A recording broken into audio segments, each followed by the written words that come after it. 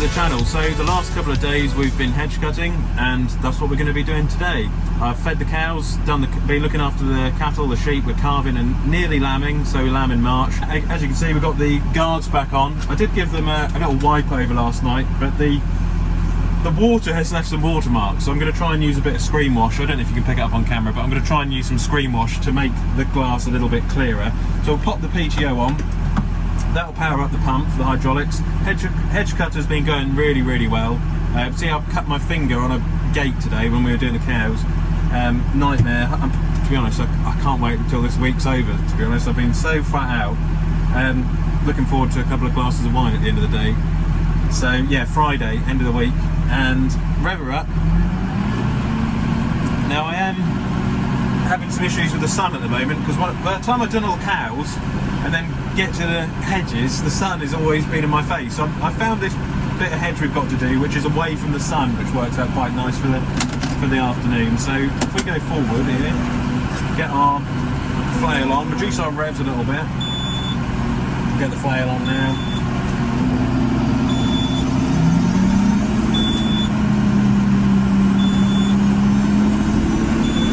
There we go, sort of 440 RPM.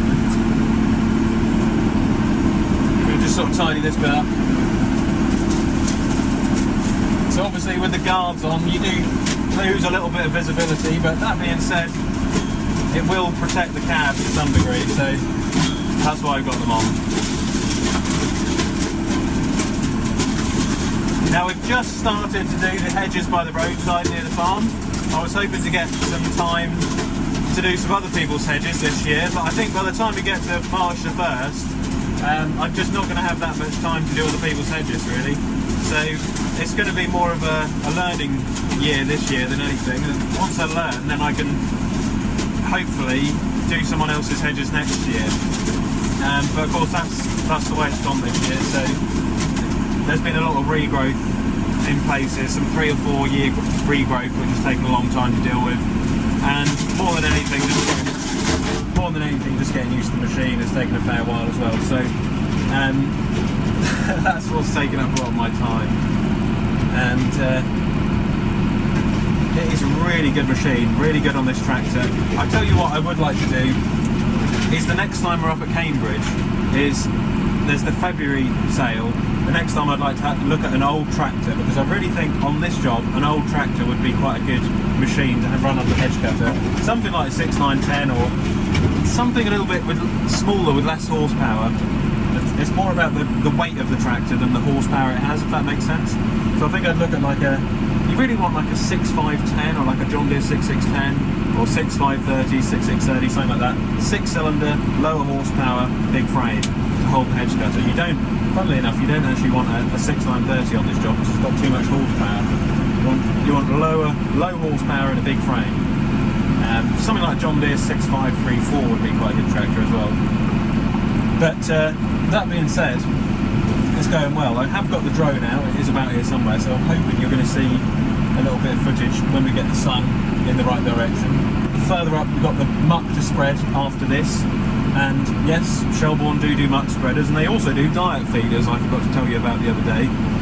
So there is talk about either this year or next year, possibly a demonstration of a diet feeder and the feedlot in the cattle yard, where we've got the steers, which we're going to fatten up for next year. So next big job though will be muck spreading. We've got the sheep on the turnips at the moment, they're grazing all of those off, and then once they've been grazed off, that field will be ploughed in or sumo trioed up and then planted with spring barley.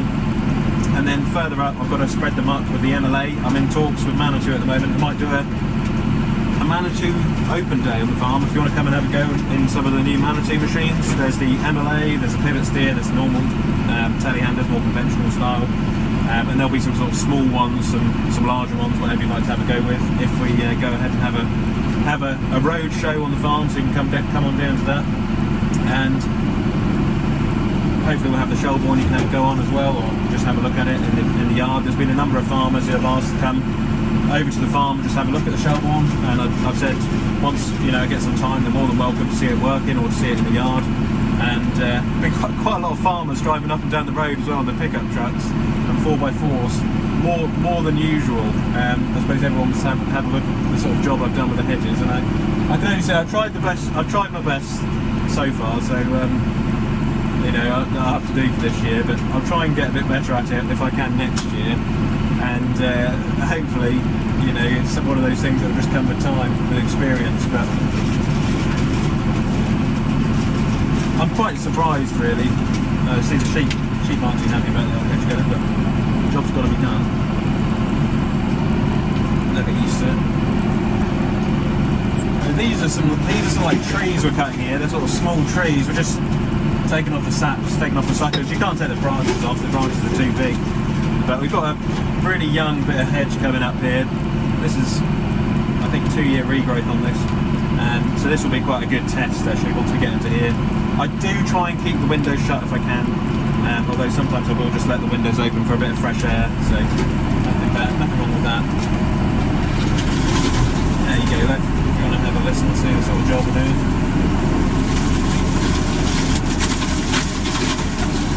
Look, hack these little hedges back too hard, and just literally just taking the tops off them, and just sort of trying to give a bit of a boxy shape. Now the guards are starting to come into their own. It's got the T-flails as well, so you can run them both ways. Doing a laurel bush here, a random one. Just at the top of that.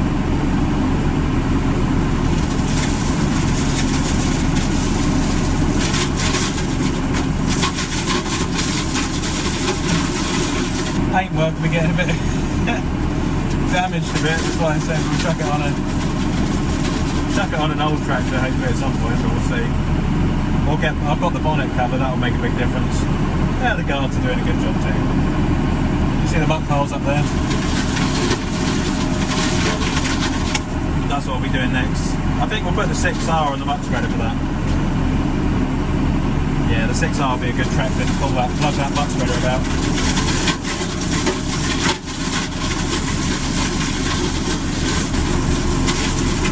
This is where the 1.5 metre head is really coming into its own, because I'm taking a good whack of the hedge off, well, you know, without having to worry about coming back and doing too many passes. I guess, you know, the 1.2 metre head is a bit more nimble, you could say a little bit more agile, but then obviously 1.5 metre, you know, you can do more of an area, you can do a larger area, so it's really swings and roundabouts, I guess, for what sort of application you need the head for, what sort of size you want. And of course with the reach as well. I mean, for this job, for this farm, 6 metres is plenty. I think it's actually 6.2 metres with the telescopic boom. And you really don't need much more than that on this farm. There's only, you know, banks by the arena I can reach all the way to the bottom. And, you know, roadside hedges, I haven't had any issues with reach. I've been able to reach everything I needed to get. So this is quite a young hedge, this one. I'm just trying to shape it up more than anything, and you know, I don't want to go too harsh on it because we want to bring it out into a slightly bigger hedge, so we'll give it a little bit of growth space whilst at the same time trying to keep it boxy, if you know what I mean. This is a hedge we put in here about, well, I think 6 or 7 years ago now, a fair while ago, but it was one we put in a while ago to sort of join these fields up. It's coming along quite nicely. It just needs, like with all these things, it just needs maintenance. And of course, the beauty of this machine is it's going to help us to maintain these younger hedges which we've got on the farm, which we want to just shape up and try and, you know, bring into a more of a fully fledged hedge, if you like. So a baby hedge becoming an adult hedge, if you like. But it's doing a great job, you know, a grand job, it really is. Of course, every single mistake you make with hedge work, everyone notices in the village. That's why when you're cutting hedges, you want to do the best job you can do, I guess.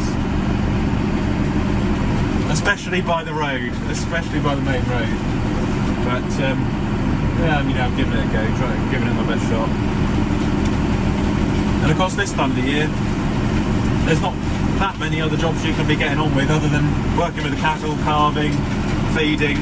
And as much as I love working with the cattle, I love being out on the land as well, in the tractors. And, you know, in the winter, when it gets wet and it's sort of miserable weather and it's cold, you know, there's not that many opportunities, with the exception of sugar beet, to actually get on the land. So obviously hedge cutting, you is one thing you can do which provides that. So, turn the old indicator.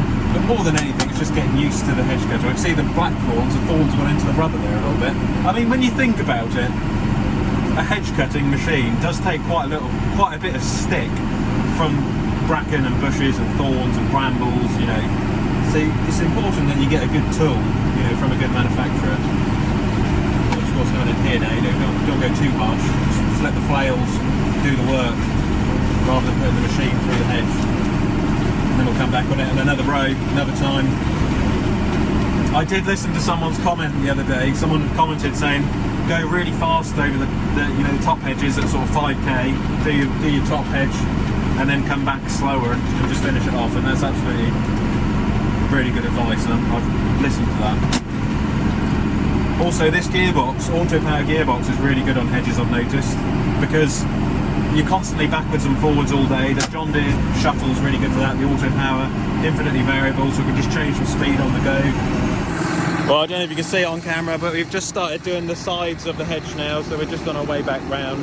This field here had turnips on a couple of weeks ago, and well, the sheep have, as you can see, grazed it off. We've got the sun going down. We're in January now, nearly at February, but I've got to say, for January, the weather's not too bad. We've been quite lucky. So just watching the sun going down whilst cutting the hedges, and I'll be back on this again tomorrow and over the next week. If you're enjoying this content, leave it in the comment section down below. Let me know in the comments if there's anything you'd like to see. Any questions about the hedge cutter, do ask.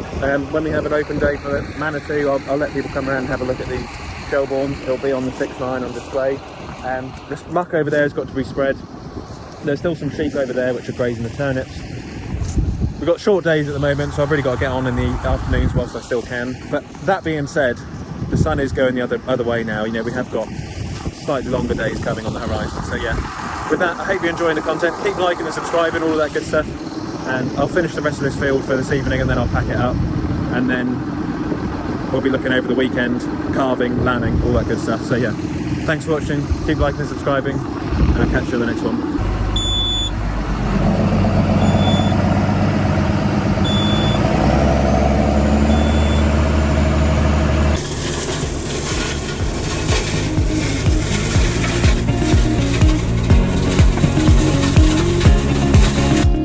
Click here to subscribe to the channel, and click here to watch another Olly's Farm video.